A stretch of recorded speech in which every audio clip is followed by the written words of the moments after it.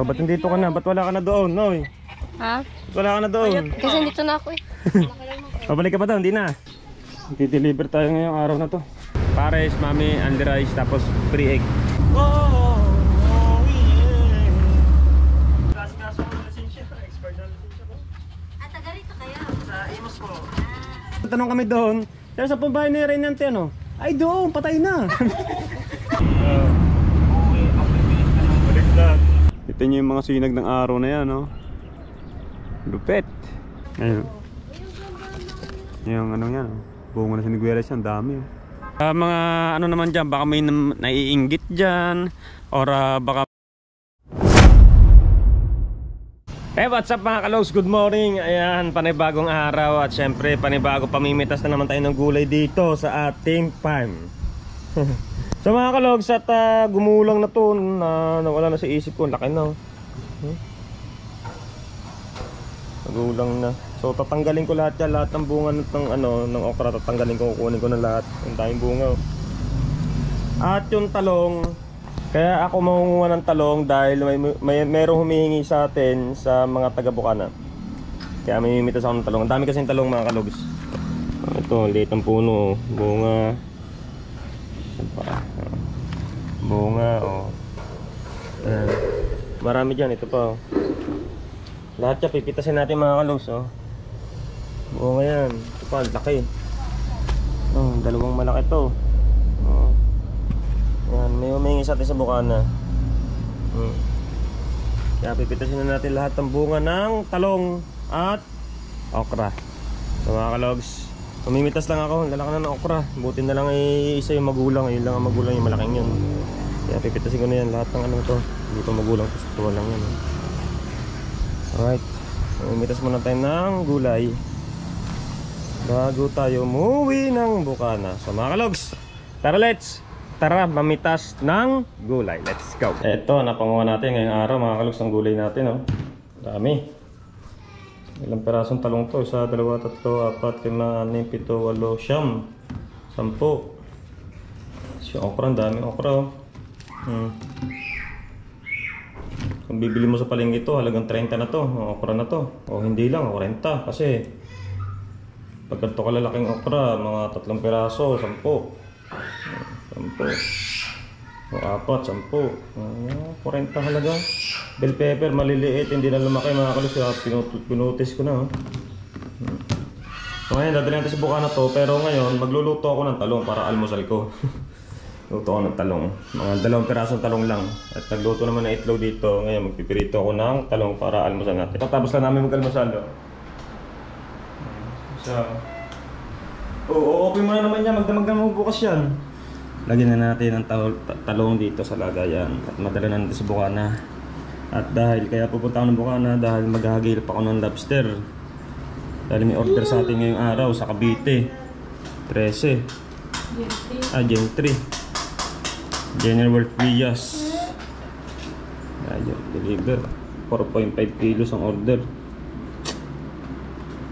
Taluin na natin yun dahil sayang nakikitain ito kahit paano may kita tayo dun.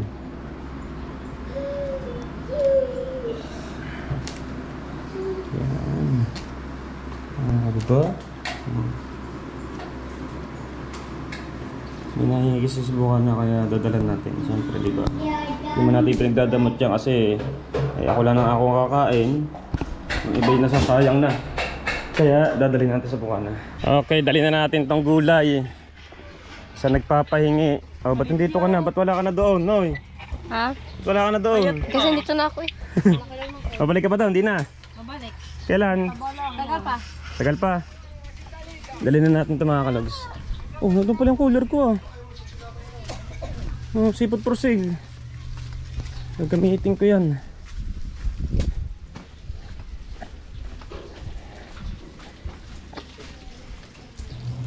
Lolo. Ito kasi ang nagpapahingi eh. Parang buntis to eh. Ah! Oh, may gulay naman pala kayo dyan eh. Ha? May talong din. Bibila naman sila na. Thank you. Wow! Baby, ako pa, paborito mo. Thank you. Alright, so naibigyan na natin yung nagpapahingi. Clamshell. Kukuha tayo ng banagan dito kay Kujinjing dahil may deliver nga ako ng lobster. Ha? Dala. Bata. Doon umira, doon kay Juan. Kay Brian. Ah, may dyan. Kiluhan. Kung na mga kalogs, nakakuha na ako ng panagan. Ng lobster. Di-deliver tayo ngayong araw na to.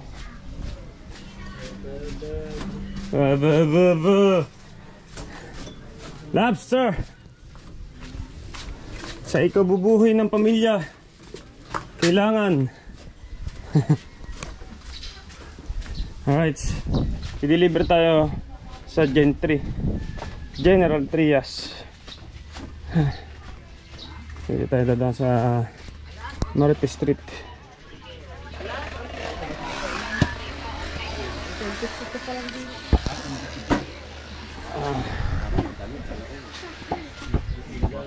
Tati! Buhay oh. Buhay na buhay. What's up mga kalogs? Yan. Sa biyahe kami ngayon ng all family na naman. Dalawang bata tulog agad. Yung ulo ng bata oh. Tulog agad ang dalawang bata. Dahil mga kalogs, magdi-deliver kami all family ng lobster. Ang i-deliver namin ay 4.7 kilos. Doon pa sa General Trias, Cavite pa. Kaya nagdi-deliver ka. Ang dami pa namin owner. Nakaplogi dito sa gasolina. Pero okay lang kasi kaya kami nag-owner at sinama ko pamilya ko. Kasi para makadalaw din sa mga nanay at tatay. Kaya diretso kami sa bahay. At magkakambas kami ng McDo or Jollibee para sa birthday ng dalawa. Kasi malapit ang birthday ng dalawa. 20 days na lang, birthday na ng dalawa. At ayun nga, kakambas kami ng Jollibee or McDo para doon na lang tayo mapagastos ng handa ng dalawa. Pagsasabihin ko na. Sabihin na yung birthday nila. 12. Sa mga kalogs, ayan o, dalawa tulog. Batang to kahit tulog ang pogi pa rin oh. Iba naman oh. Oh. Kahit tulog yung pogi pa rin eh. Ano? Ito naman oh. Magana na tumaba. Eh mga kalos, nasa likod yung lobster at 4.7 kilos. So tara na mga kalos, General Trias, let's go. At yun, nagising na ang dalawang bata.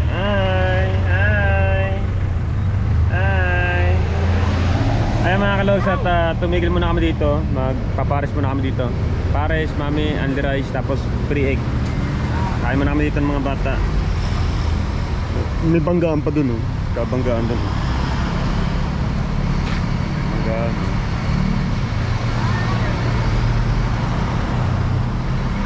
Kapanggaan dun. Alright mga kalogs, kain lang ako.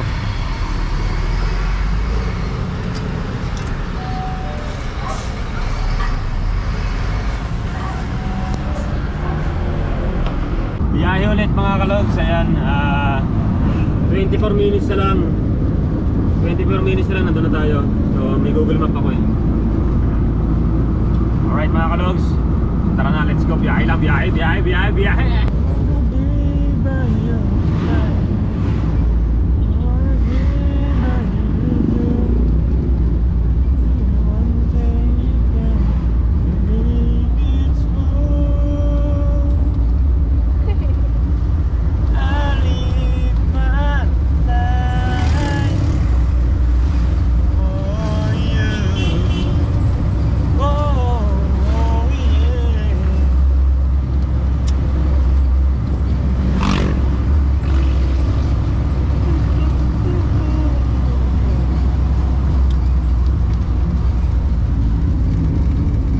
Sinama ko ng mag-anak ko, uwi kami imos.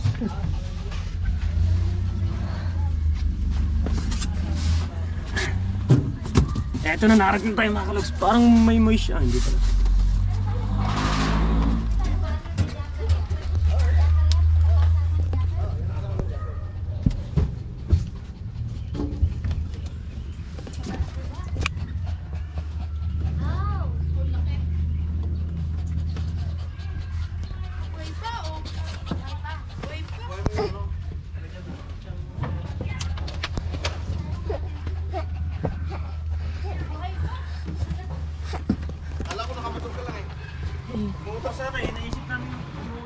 nag-aasikaso ko ng lisensya. Expert na lisensya ko.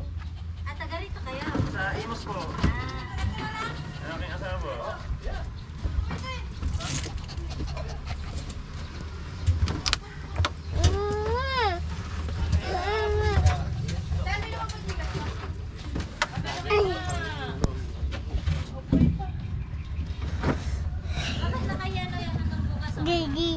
Ayan, nakarating tayo kay sir. Ano pangalan niya? Reynante. Ayan. Reynante Junior pala. Kaya pala nagtanong kami doon. Pero sa bahay ni Reynante ano? Ay doon, patay na. Sabi nga nun doon.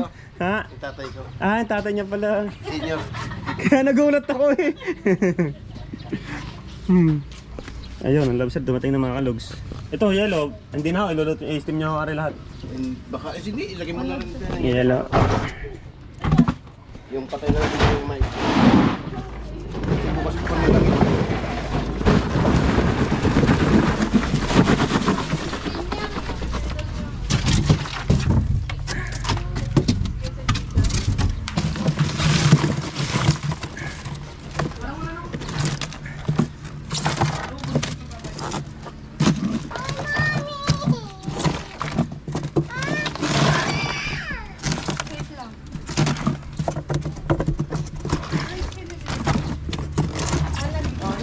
Mag-break ko sa vlog.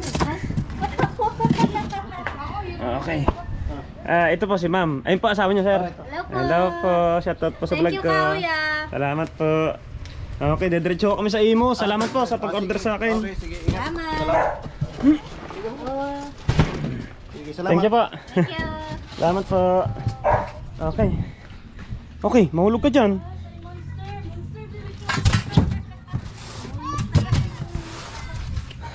Tahan. Salamat po ulit. Okay, sige, ingat. Salamat po. Po. Ah.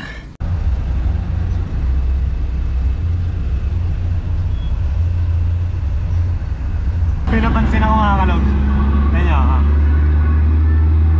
Bilis eh. Si nanay at si tatay oh. Baliktad yung helmet. Nakatuwa. At sakop na rin ng mga bata oh. Sakop na rin ng dalawang bata. At nilaro pa kaming basketball kaya uwi na ako kami. At ako'y uuwi. Ako'y bilis na yung baliktad. Inunahan pa talaga yun oh. Ingat po kayo gano'n. Ba't pa gano'n na helmet na oh, baliktad. Antayin natin, antayin natin. Okay, sige, sige. Kahit yun na lang po yun sa ay, sige, sa guard na lang pala po yan. Ang hilig nga mamunot ng bulaklak niyan. Pinilig ko nga lang yan eh. Pipicturean ko pa nga send ko sa iyo. Okay mga kalugs, nandito na kami sa place ng mga benang ko. Ayan. Sipa ko. So, sinong nakakamiss ng place na to mga kalugs? Mga solid, so ano ko kayo, update ko kayo dahil may bago dito. May bagong kulungan gawa oh. Di ba? Oh, di ba? Bagong kulungan ginawa ng tatay. Pintuan yan eh, ginawang kulungan oh. Oh, dito dati kulungan nila, sira na kasi oh. Wasak na. Kulungan nila noon. Ngayon, pinaganda na, improvement na. Kaso mainit to. Maliwalas eh, ano pala. Oh, oh di ba? Kulungan ng aso, taray. So, ito. Sino mga nakakamiss dito sa lugar na to? Yung matagal na nanonood sa akin, siguro lagi nila napapunod tong lugar na to. Ayan, napakaganda ng lugar na to talaga. Sarap talaga dito kapag nandito ako sa lugar na to. Oh, ang aliwalas. Ay, I miss this place. Diba? Oh, yung bulaklak. Ano kaya yun? Ano yan? Pag hindi patola, pipino or something. Ayan. Diba? Ang ganda. Wow. Oh, diba? Oh. Ito nyo yung mga sinag ng araw na yan, oh. Lupet. Napakabisa talaga. Yan, sarap sa lugar na to eh. Kaya ayun, yung nag-deliver kay maraming salamat kay sir na umorder sa atin. Dahil sa kanya, nakauwi kami dito sa Cavite. Kaya sinama ko yung dalawang anak ko at asawa ko, nakauwi kami dito para makabisita naman. Kasi ilang buwan na kami din nakakauwi dito. Oo. Ayun. Ay, nako, mga kalog. So, ayan, at kakain mo na ako ng bayabas. Pagdating ko, nanguha agad ako ng bayabas eh. Ang tamis kasi ng bayabas dito. Isa rin sa namimiss ko dito. Ayun. Bayabas. Namitas ako, ang dami niya. Bayabas. Sarap niya mga kalog. At saka yung avocado, namumunga na. Yung avocado, may bunga na. Tapos yung siniguelas, may mga bunga na. Kaso nga lang, wala pang hinog. Ayun o, kita nyo yung ano yan o. Bunga na siniguelas yan, dami o. Ito. Kaso wala pang hinog, ayan o. Baba natin. Yan, siniguelas. So wala pang hinog. Ano pa to? 3 linggo. Or dalawa, 3 linggo na lang to. Pwede din tayo manguha dyan. Alright, so mga kalogs, napakaganda, napaka-fresh talaga ng hangin dito. So alam ko, nauuna tong mamunga eh. Tignan natin dito isang siniguelas. Alam ko, ay, ganun din. Wala pa rin hinog. Siniguelas. Dito kayo sa kabila. Ay naku, pinutol na pala dito sa kabila. Ayan. Alright. Ayan, sa mga ano naman dyan, baka may naiinggit dyan. Or baka meron na gaano na gustong umorder ng lobster. Mga naiinggit dyan, kumuha ng lobster, bumili na po kayo sa akin. Pwede ko po i-deliver yan. Nagde-deliver po ako ng lobster, pre-delivery, depende sa layo ng distansya. Tulad nun, General Trias, pre-deliver na po yun mga kalugs. Hindi na po ako nagpa-add ng delivery charge. Yun na lang mismong bayad do sa lobster mga kalugs. So ayun, ang presyo ko do sa lobster na yung 1.5. At medyo mabababa kasi minsan ang presyohan ko talaga 1.7, 1.6. Totoo po yan mga kalugs. So kung kayo po yung namamahalan, talagang sadya po mahal ang lobster ngayon, lalo na't summer. Napakamahal po. Kasi mahal din ang kuha. Kasi kapag kinuha ko naman ay ganung halaga, tapos ibibigay rin ng ganung dalaga, ay di wala akong tutubuin. No, siyempre, patong tayo. Kaya nga minsan talagang hindi na ako nagpapa-charge sa deliver. Ayan. Maraming salamat kay sir na umorder sa atin ng 4.7 kilos. Ayan. Kasi ang order niya 4.5 eh walang humusto ng ano, walang humusto na 4.5, 4.7 talaga. Kaya ayun, buti kinuha ni sir. Ayan, baka kayo po yung naiinggit, umorder na rin po kayo. Kaso nga lang, may bayad po talaga lobster. Napakasarap naman po ang lobster dahil ang lobster naman po ay sariwa at laging bagong huli at mga buhay pa po. Mga buhay pa ang lobster, kaya hindi po kayo